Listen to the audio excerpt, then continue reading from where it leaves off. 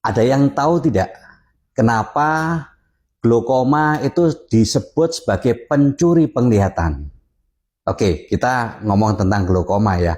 Jadi glaukoma itu adalah penyebab kebutaan nomor 2 terbesar di dunia setelah katarak. Tapi kalau katarak, kebutaan karena katarak itu bisa disembuhkan dan pasien bisa kembali terang. Masalahnya, kebutaan karena glaukoma itu tidak bisa disembuhkan. Dan kalau katarak itu yang diserang adalah tajam penglihatan.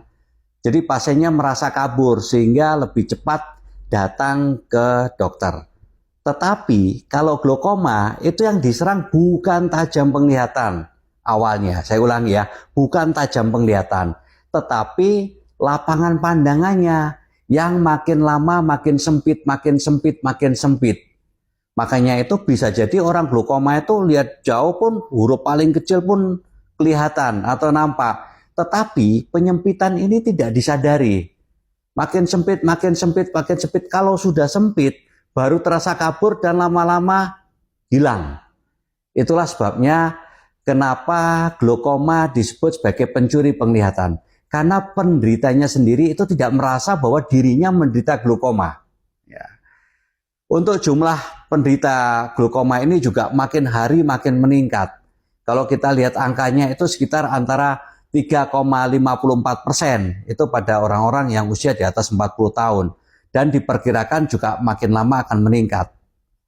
Sekali lagi, kebutaan karena katarak bisa disembuhkan, tetapi pada glaukoma itu tidak bisa disembuhkan.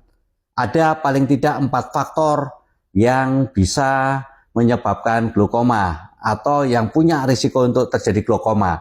Yaitu yang pertama, apabila ada riwayat keluarga. Misalnya ini bapaknya, ibunya, tantenya, omnya, atau saudaranya ada yang menderita glaukoma, maka dia juga punya risiko untuk bisa terjadi glaukoma. Kemudian yang kedua, pemakaian steroid jangka panjang. Nah, ini yang paling getol saya edukasikan ya. Baik itu steroid oral maupun lebih-lebih steroid tetes mata.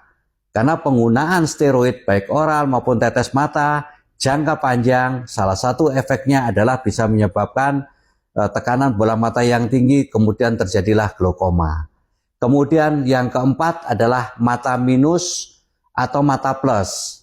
Kalau pada orang yang mata minus itu saraf matanya lebih tipis, sehingga saraf matanya lebih mudah terjadi kerusakan.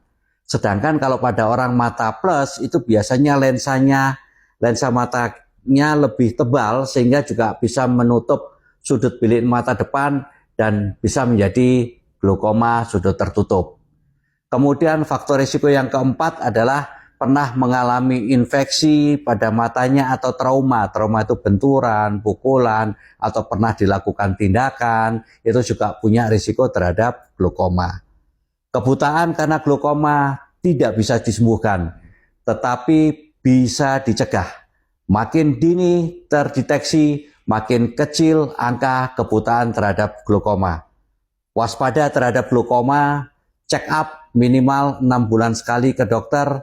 Mari kita cegah glaukoma, jangan biarkan glaukoma mencuri penglihatan kita.